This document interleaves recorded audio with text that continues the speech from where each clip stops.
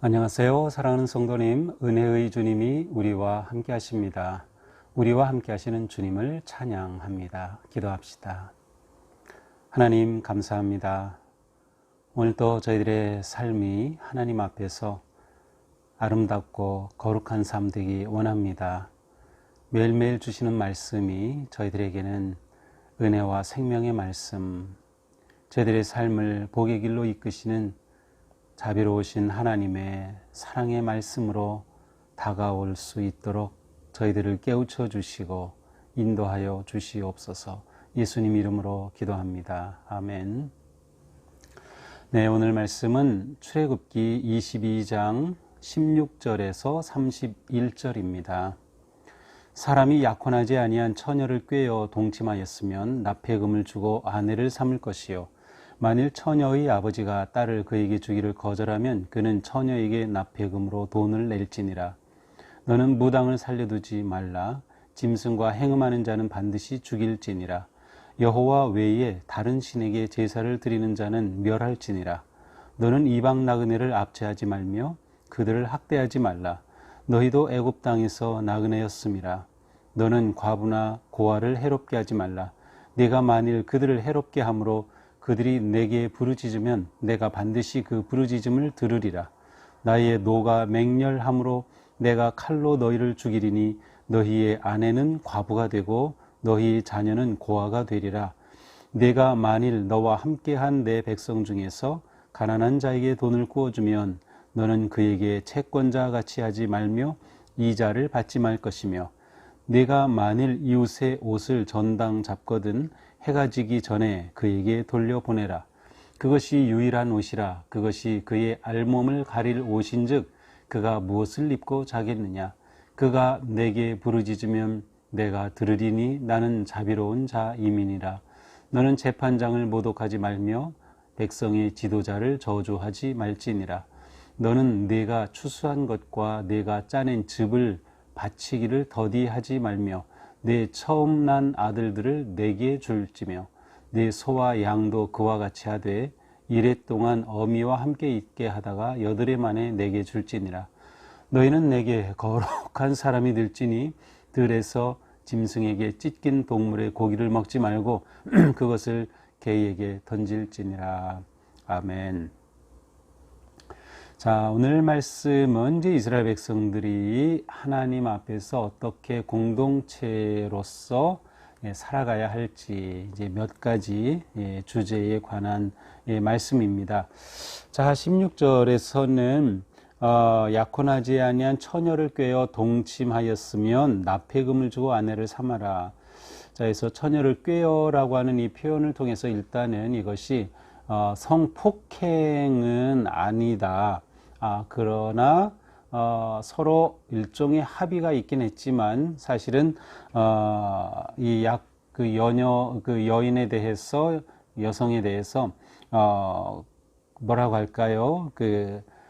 속임과 아니면 꾀임, 어떤 말로든 뭐 어떤 행동으로든 그렇게 하여 성관계를 갖게 된 상황을 말합니다. 이렇게 되었을 때에 이 처녀에 대해서 납폐금을 주고 아내를 삼을 것이다. 그래서 납폐금이라고 하는 것은 대체로 이제 결혼 비용에 해당이 되죠. 결혼을 위해 필요한 그러한 자금, 또 그 당시 나름 사회적으로 통념상 가지고 있었던 그러한 어떤 액수일 것입니다. 그런데 17절에 보니까 만약 이 처녀의 아버지가 자기 딸을 이 남자에게, 이 청년에게 주기를 거절한다. 그렇게 하면 이 청년은 이 처녀에게 납폐금을 돈으로 주어라. 납폐금을 돈으로 주어라. 자, 이것을 보면 우리는 언뜻 보기에 이러한 그 젊은 사람들 간에 있었던 이러한 관계를 굳이 이렇게 규정할 필요가 있을까 하는 생각을 할 수 있지만, 아마 이 당시에 또 지금도 그렇지만 이것은 굉장히 중요한 문제입니다. 왜냐하면 부부가 되고 가정을 이루는 일과 관계되기 때문이죠. 여기서 우리가 볼 수 있는 것은 이러한 일을 당한 그 여자 쪽에 어떤 권한이 주어져 있다는 것이에요. 그래서 이 남자에 대해서 결혼을 거부할 권한도 이 처녀의 아버지에게 있고, 이 처녀가 결혼할 그 자금을 뭐라고 할까요? 그 청년의 잘못에 대한 그러한 벌금과 같이 책임으로 주어야 하는 것이죠. 또한 여기서 중요한 것은 이러한 일이 일어나게 한 이 청년에 대해 책임을 묻는 것, 이것이 아마 이 본문의 초점인 것 같아요. 책임을 묻겠다는 것이에요. 너의 행동이 옳지 않기 때문에 너의 행동에 대한 책임을 너가 져야 한다. 첫째 책임은 네가 이 자매에 대해서 아내로 맞아야 한다. 그것이 너의 책임이다. 두 번째로는 만약 상대방이 그것을 거절할 경우에는 납폐금을 지불함으로써 너는 책임을 져야 한다. 이 관계에서 중요한 것은 책임 있는 생각과 행동입니다. 그래서 우리 자녀들에게도 또 청년들에게도 이러한 일들은 더욱이 요즘은 굉장히 성개방적인 그러한 사회이기 때문에 얼마든지 일어날 수 있는 일이고, 실제로 통계적으로 보면 이미 대학생 때, 고등학생 때 이러한 관계들이 있는 것을 볼 수 있어요. 물론 이것이 성폭행으로 일어나는 경우는 그렇게 많지는 않을 거고요. 물론 둘 사이에 합의가 있지만 중요한 것은 이러한 행동에 대해서 책임 있는 그러한 생각을 가지고 판단하고 행동을 하는가라는 거죠. 그래서 자신의 상황, 또 자신의 나이, 또 이러한 그 관계의 성격에 대해서 책임 있는, 그러니까 우리로서는 하나님의 자녀로서 책임 있는 삶을 살아가는 것이다. 그래서 이러한 삶을 살기 위해서는 절제도 필요하고, 기다림도 필요하고, 인내도 필요할 것이라 생각이 됩니다. 자, 18절에서 20절은 일종의 사형제도인데요. 단순히 사형제도가 아니라 사실은 이방의 어떤 그 관습과 관계된 행위에 대한 사형입니다. 첫 번째는 무엇입니까? 무당을 살려두지 말라. 사실 이스라엘 자체적으로 무당이 생겨났다기보다는 그들이 이제 가나안 땅에 들어가면, 또 출애굽 당시에는 이스라엘 백성들이 아닌 많은 잡족들이 함께 들어왔어요. 그래서 무당이 들어올 수도 있고요. 그래서 이러한 상황에서 이방적인 그러한 요소입니다. 무당은 살려두지 말라. 19절 짐승과 행음하는 자도 죽여라. 사실 이스라엘 백성들에게 이것은 상상도 할 수 없는 일이지만 이방의 그 어떤 문화 가운데 이러한 것들에 대한 아주 강력한 그러한 처벌입니다. 20절 여호와 외에 다른 신에게 제사를 드리는 자는 멸할지니라. 이것은 우리가 앞에서 봤던 10계명의 제1계명이죠. 나 외에는 다른 신을 섬기지 말라, 두지 말라. 바로 여호와 외에 다른 신에게 제사를 드리는 자 사형의 대상이었습니다. 자, 21절부터 24절은 이 사회적 약자에 대한 그 25절, 6절도 포함할 수 있는데요. 사회적 약자에 대한 배려와 돌봄에 관한 말씀입니다. 21절입니다. 너는 이방 나그네를 압제하지 말고 학대하지 말라. 너희도 애굽 땅에서 나그네였습니다. 그래서 이제 이방 나그네는 외국인으로서 들어와서 어느 정도 거주하고 있는 사람, 또 아니면 장기 체류자, 우리나라에 들어와 있는 외국인 근로자들, 노동자들 다 이 부류에 속하겠죠. 그들을 압제하지 말고 학대하지 말아라. 너희도 애굽 땅에서 노예였던 거 기억하라. 하나님께서는 이스라엘 하나님의 백성 공동체가 사회적 약자에 대해 배려하기를 원하고 계심을 알 수 있어요. 이것이 하나님이 기대하시는 모습이죠. 설령 이방인이라 하더라도 말이죠. 그들의 인권을 존중하고 보호해 주어야 한다는 거죠. 22절 너는 과부나 고아를 해롭게 하지 말라. 과부와 고아는 이 시대의 가장 취약 계층이었습니다. 지금도 사실 마찬가지이기도 하죠. 하지만 요즘은 이제 여성들이 직장도 가지고 또 일도 하기도 하고 그렇게 하면서 스스로 살아갈 수 있지만, 이 당시에는 여성들은 일종의 그 재물과 같은, 아니면 소유물과 같이 취급을 받았기 때문에 이 과부가 되었다라고 하는 것은 사실은 생존의 큰 위기를 맞이하는 것이죠. 이런 상황에서 그들을 결코 해롭게 해서는 안 된다. 단지 해롭게 하지 않을 뿐만 아니라 사실은 그들을 보호하고 배려하고 돌봐줘야 된다는 그러한 의미가 담겨 있습니다. 네가 만일 그들을 해롭게 함으로 그들이 내게 부르짖으면 내가 반드시 그 부르짖음을 들으리라. 나의 노가 맹렬함으로 내가 칼로 너희를 죽이리니 너희의 아내는 과부가 되고 너희의 자녀는 고아가 되리라. 아주 강력한 그러한 벌이 선포됩니다. 너희가 이 사회적 약자를 돌보지 않으면 내가 그들의 울부짖음을 듣고 내 노가 맹렬함으로, 이러한 표현을 그렇게 자주 볼 수 있지는 않아요. 그런데 하나님께서 이러한 표현으로 이렇게 말씀을 선포하셨다는 게 참 놀랍습니다. 내가 이러한 것에 대해 하나님이 분노하신다는 거예요. 어떻게 저럴 수 있지? 내 자녀인 너희들이 어떻게 그럴 수 있느냐라는 거죠. 그래서 하나님께서는 오히려 내 아내를 과부로 만들겠다. 뭐예요? 너를 죽이겠다는 거죠. 이처럼 강력한, 그만큼 하나님께서는 하나님의 백성들이 하나님의 가족 공동체와 같이 약자를 돌보고 그들의 인권을 보호하는 것이 얼마나 중요한가를 말씀하고 있습니다. 25절입니다. 내가 만일 너와 함께한 내 백성 중에서 가난한 자에게 돈을 구워주면 채권자 같이 하지 말고 이자를 받지 말라. 가난한 자에게 돈을 구워줬다. 그런데 그에게 채권자처럼 그렇게 막 횡포를 부리지 말아라. 그리고 또 이자도 받지 말아라. 왜냐하면 한 가족이기 때문에, 가족끼리 물론 사업상으로는 뭐 돈을 빌리면서 이자를 줄 수 있지만 가족인데, 하나님의 한 가족인데 그렇게 하면 안 된다는 것이 있죠. 또 26절은 이웃의 옷을 전당 잡거든 해지기 전에 돌려보내라. 이게 무슨 일인가를 위해서 이웃의 옷을 전당 잡았어요. 그러나 그것은 해지기 전에 돌려줘야 한다. 여기서 말하는 옷은 그 용어로 볼 때 겉옷입니다. 그러니까 이 가난한 사람은 이 겉옷인데, 우리가 생각하는 처럼 이렇게 잘 재단된 옷이 아니라 그냥 이렇게 푹 둘러쓰는 그런 포대기 같은, 담요 같은 그런 한 장의 옷이라고 볼 수 있어요. 가운데 구멍 하나 뚫려 있고 푹 뒤집어 쓰는 이러한 외투죠. 아주 가장 간단한 외투. 그런데 가난한 사람에게는 이것이 이불과 같은 거예요. 밤에 잘 때.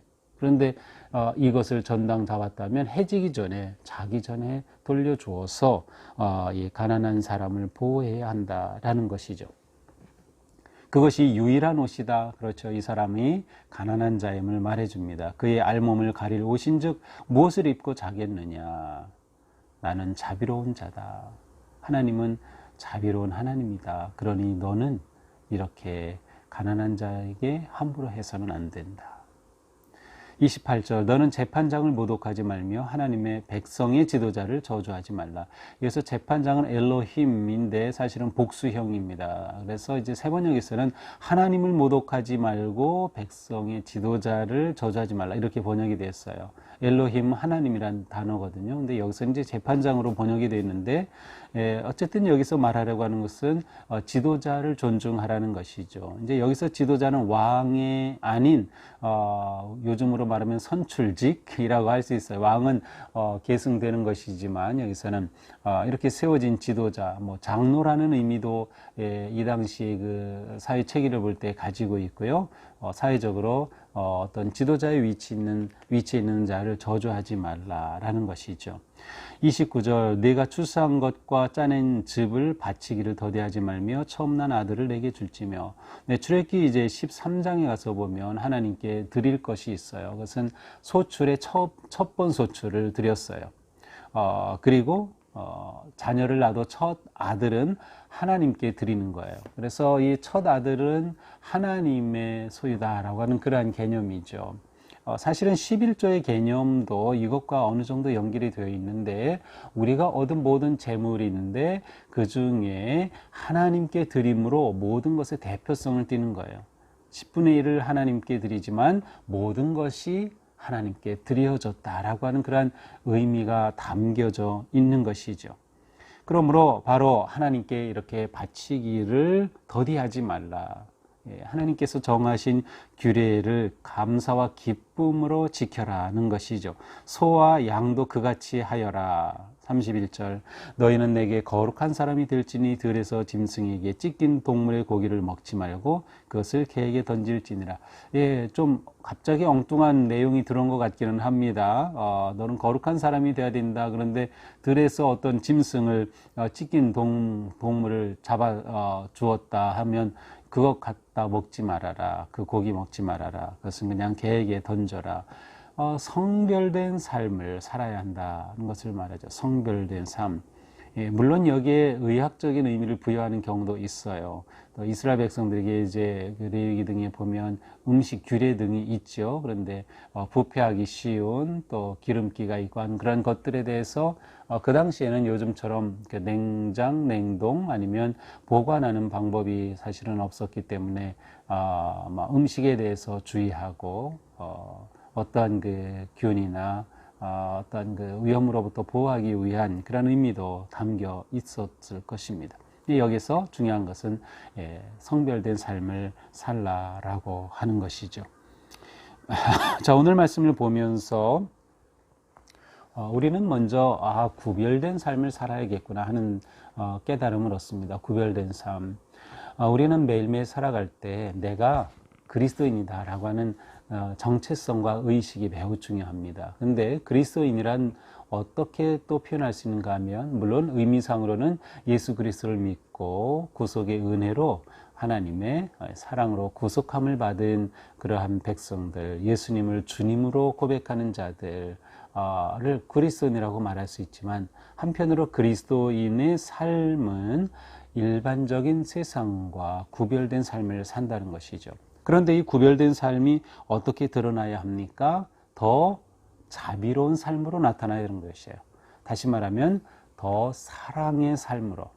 그래서 이 사랑의 삶 안에 가난한 자에 대한 배려와 그들의 인권에 대한 존중과 그들을 돌보고 보호함이 포함이 되는 것이에요.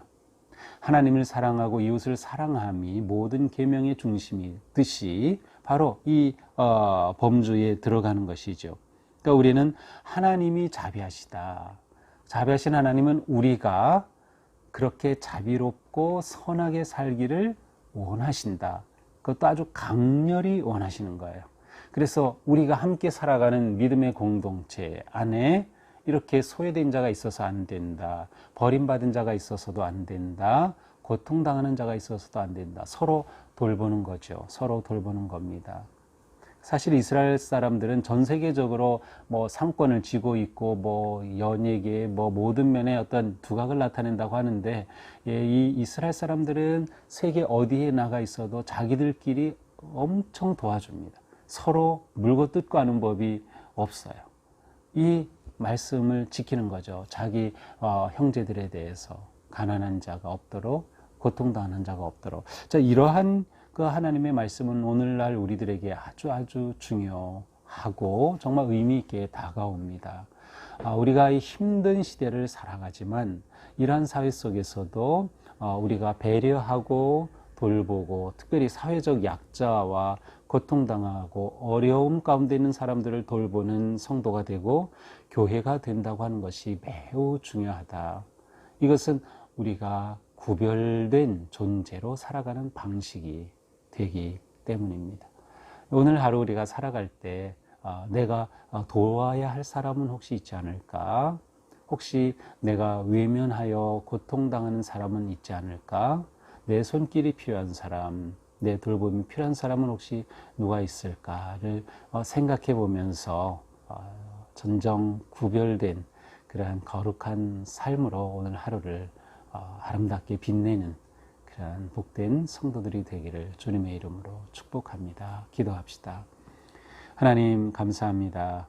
오늘 말씀은 사회적인 약자들과 어려움 당하고 소외되기 쉽고 가난한 자들에 대한 배려와 돌봄의 삶으로 초대하시는 말씀이었습니다. 주님, 저희들이 정말 하나님께서 우리에게 무엇을 기대하시는지를 이렇게 보여주셨으니 자비하신 하나님처럼 하나님을 아버지로 사랑하고 믿고 섬기는 저희들은 더욱 그렇게 사랑의 삶으로 하나님의 자비하심을 드러내게 인도하여 주시옵소서.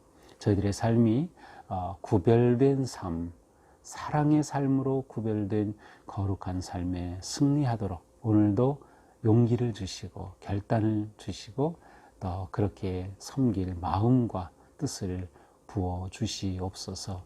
예수님 이름으로 기도합니다. 아멘. 네, 오늘도 주님의 은혜 안에서 우리의 삶이 거룩하기를 축복합니다. 사랑합니다.